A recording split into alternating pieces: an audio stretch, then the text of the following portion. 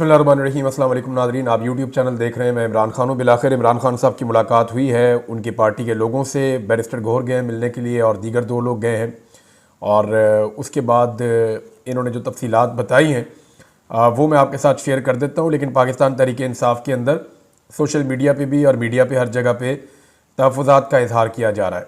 अली मोहम्मद खान साहब उनके साथ मौजूद थे और बैरिस्टर गौहर साहब बात कर रहे थे। बाहर आने के बाद चंद चीज़ें बैरिस्टर गौहर ने इंपॉर्टेंट कही हैं। एक तो ये है कि पाकिस्तान तहरीक इंसाफ अपने उस मौक़िफ़ के ऊपर डट गई है जिसमें उन्होंने कहा कि ऑफिशियली अब तक 12 शहादतों की तस्दीक हुई है।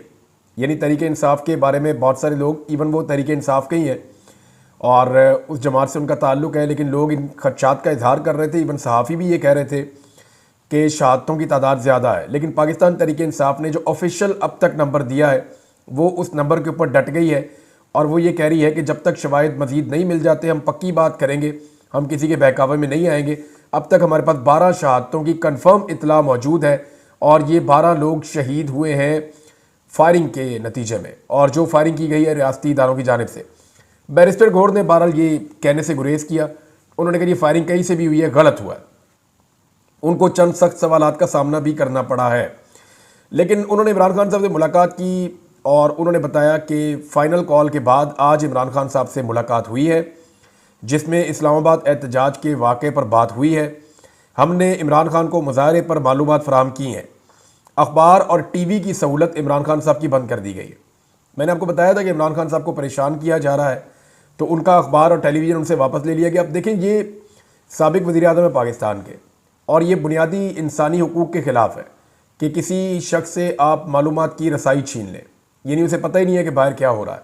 और एक ऐसा शख्स जो पाकिस्तान का साबिक़ वज़ीर-ए-आज़म है, आज भी पाकिस्तान की सबसे बड़ी सियासी जमात का सरबराह है और उसके इशारे के ऊपर पाकिस्तान के अंदर जो है वो बहुत बड़े बड़े एहतजाज होते हैं। ऐसे शख्स से आप मालूमात की रसाई छीन लें तो ये इंतहाई मायूब चीज़ है। जब दिल करता है इमरान खान साहब का दुनिया के साथ रब्ता काट दिया जाता है। ये बुनियादी इंसानी हुकूक़ की एक तरह से खिलाफ वर्जी है और इमरान खान साहब को ब्लॉक कर दिया जाता है पूरी दुनिया से। तो उन्हें कुछ नहीं पता था, लेकिन जब ये लोग जाकर मिले और इन्होंने बताया इमरान खान साहब को, अब इस पर तहफ़्फ़ुज़ात का इज़हार किया जा रहा है कि इन्होंने जैसे बताया होगा ये तो वो लोग मिले हैं जो बाहर खुलकर बात नहीं कर रहे, और ये वो लोग हैं जो खुद एहतजाज के अंदर आए भी नहीं। और ये भी इनके ऊपर जो है वो एलिगेशन लगाया जा रहा है या आवाज़ उठाई जा रही है कि इन लोगों के ऊपर तो मुकदमात भी दर्ज नहीं हुए। यानी रियासत की या जो हुकूमत है उसकी इन लोगों के साथ एक ऐसी अंडरस्टैंडिंग है कि ना इन पे मुकदमात दर्ज होते हैं, ना ये एहतजाज के अंदर हिस्सा लेते हैं। और ये इमरान खान साहब के साथ जाकर उतनी बात करते हैं जितनी ये शक का इजहार किया जा रहा है कि पूरी बात बताते भी नहीं है। अब इसीलिए इमरान खान साहब की बहनों को उनसे नहीं मिलने दिया गया। बहरहाल जो उन्होंने बताया, उन्होंने कहा जी कि इमरान खान साहब ने कहा कि जो वर्कर्स बाहर निकले, इमरान खान ने उन्हें खराज तहसीन पेश किया। उनका पैगाम है कि कौमी असम्बली और सेनेट में, पार्लियामेंट में यह मामला उठाया जाए शहादतों का और इसके ऊपर एहतजाज करें। आगे के लाएअमल का ऐलान इमरान खान साहब बाद में करेंगे।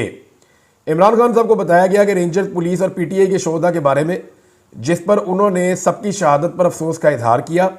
धरना और मुजाहरा इस्लामाबाद में या जहां भी हो उस पर गोली नहीं चलानी चाहिए थी। उन्होंने शदीद अल्फाज में इसकी मजम्मत की है। ज़ख्मियों की तहमाददारी का हुक्म दिया है। इमरान खान ने तमाम कारकुनों और लीडर्स को खराज तहसीन पेश किया है। इमरान खान ने पार्टी को पैगाम दिया कि इत्तेहाद बरकरार रखो। मुखालिफिन तफरका डालने की कोशिश करेंगे और कोशिश कर रहे हैं।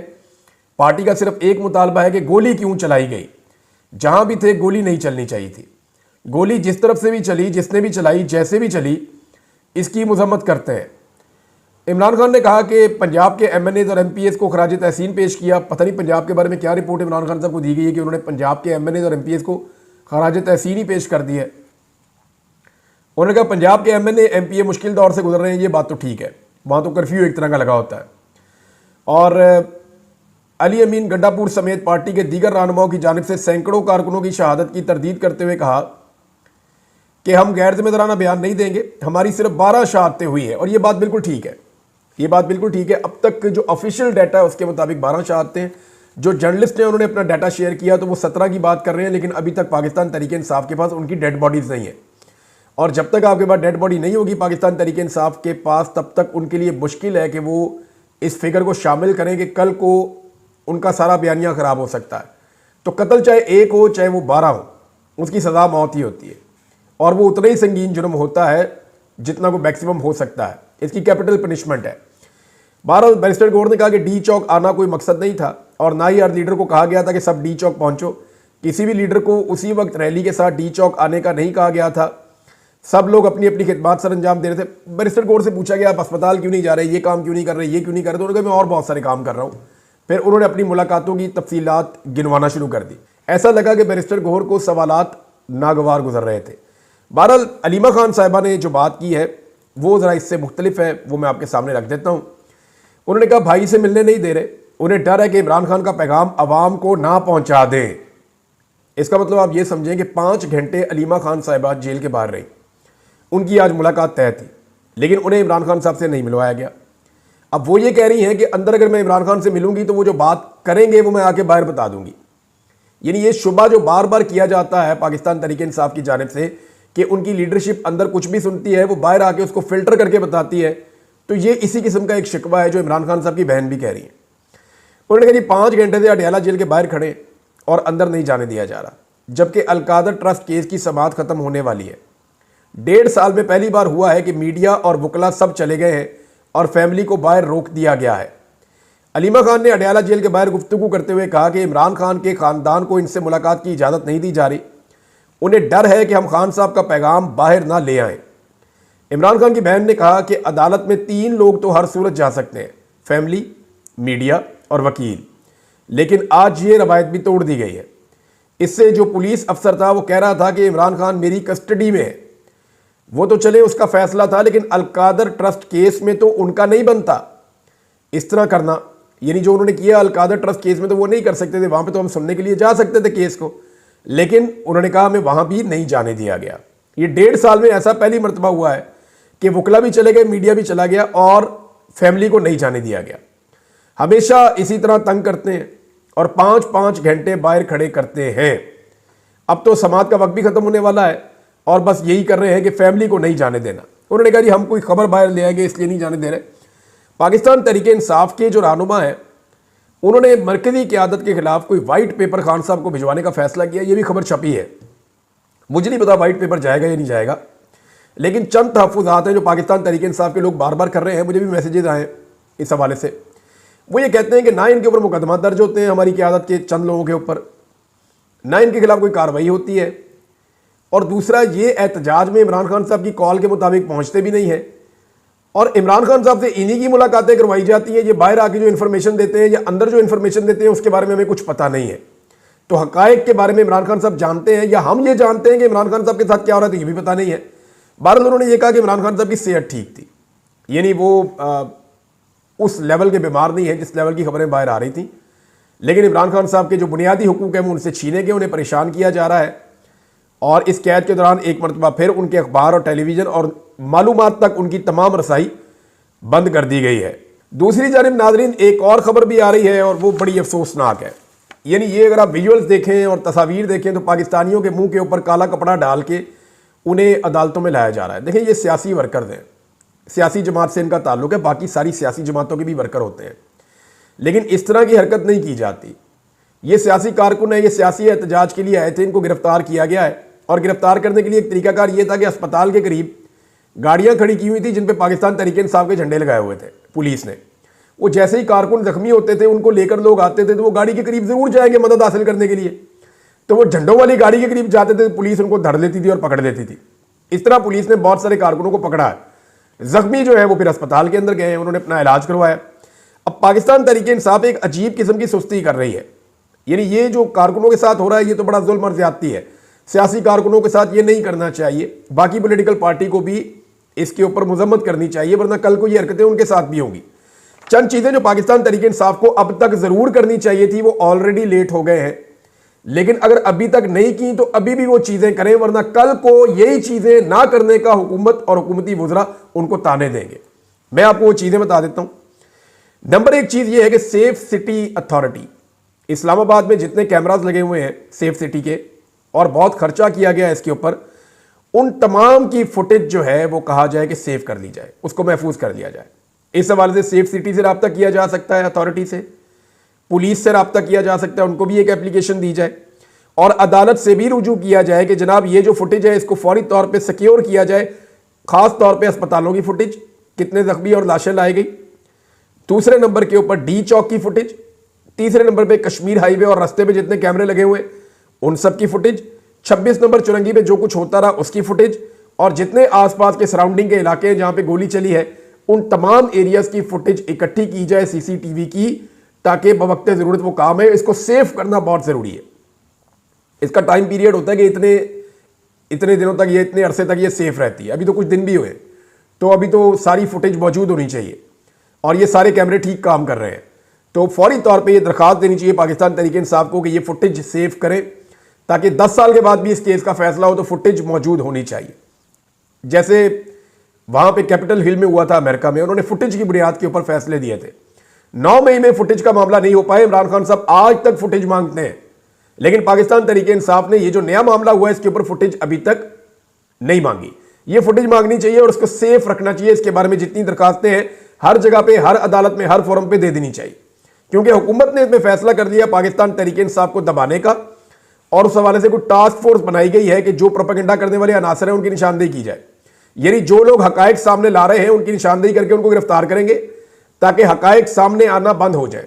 यानी जैसे मैं बात कर रहा हूं, कोई और लोग बात कर रहे हैं, मुतीउल्लाह जान के साथ जो इन्होंने किया, बाकी लोगों के साथ, ये अब लोगों को गिरफ्तार करेंगे, लोगों के ऊपर कार्रवाई करेंगे और कोशिश करेंगे कि इसको प्रोपेगेंडा करार दे के इस सारे मामले के ऊपर मट्टी डाल दें।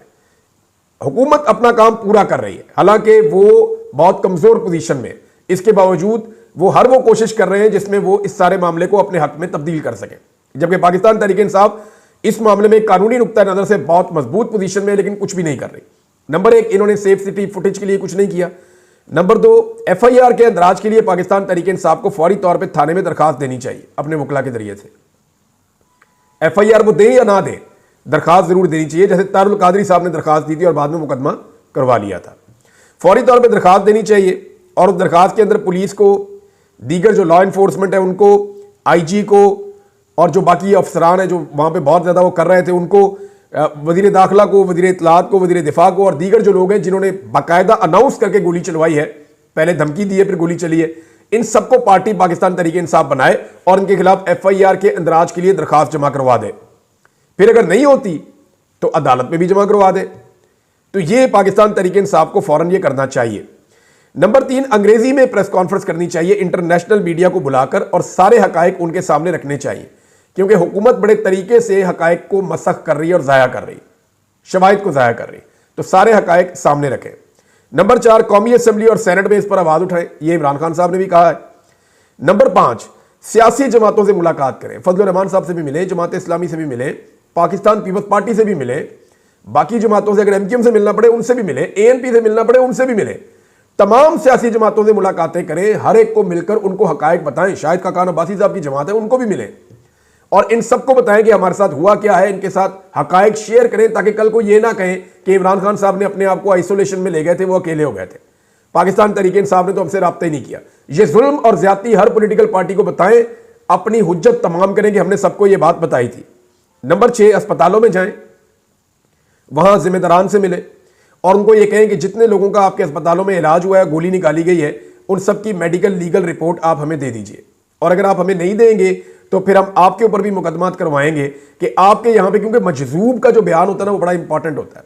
जिसे गोली लगी हुई होती है ना, जख्मी कहते हैं इसको कानूनी जबान में मजजूब, जिसको गोली लग जाती है, जो जख्मी हो जाता है, सबसे अहम बयान उसका होता है, क्योंकि उसको तो लगी है गोली। वो कहेगा जी मुझे ये गोली जो लगी हुई है ये उसने मारी है, मैं देख रहा था, और वो नाम लेगा, फलां लॉ इन्फोर्समेंट में मुझे गोली मारी, मैं फलां जगह पे खड़ा था, उसकी गवाही सबसे इंपॉर्टेंट होती है। लिहाजा ये गवाहियां जो है ये बहुत अहम है। और कल को डॉक्टर फंस जाएंगे अगर वहां पे आके लोगों ने ये कहा जनाब ये देखिए मुझे गोली का जख्म है, ये मैं खैबर पख्तूनख्वा के अस्पताल से डॉक्टर की रिपोर्ट लेकर आया हूं, और आप मेरा दोबारा बेशक फिर से MLC करवा दें, मेडिकल लीगल रिपोर्ट आप मेरी दोबारा बनवा लें, सब आपको कंफर्म करेंगे ये गोली लगी है, और मुझे गोली लगी थी डी चौक में, मेरी गोली निकाली थी फलां अस्पताल ने, उस अस्पताल ने मेरी MLC जारी नहीं की, और वो जारी ना करने के ऊपर डॉक्टर और अस्पताल की इंतजामिया सारे फंस जाएंगे। तो तहरीक इंसाफ की क़यादत जाकर उनको मिले और उनको सारे हक़ाइक़ बताए कि जनाब आप हमें कानूनी डॉक्यूमेंट फराहम करें, वरना आपके खिलाफ भी कार्रवाई होगी। नंबर 7, जख्मियों के इंटरव्यू करवाएं। जैसे हुकूमत मार मार के इंटरव्यू ले रही है ना, लोगों को दबाव डाल के इंटरव्यू ले रही है। ऐसे लोग बीच में डाल दिए जो वहां गिरफ्तार नहीं हुए, पहले से पकड़े हुए थे।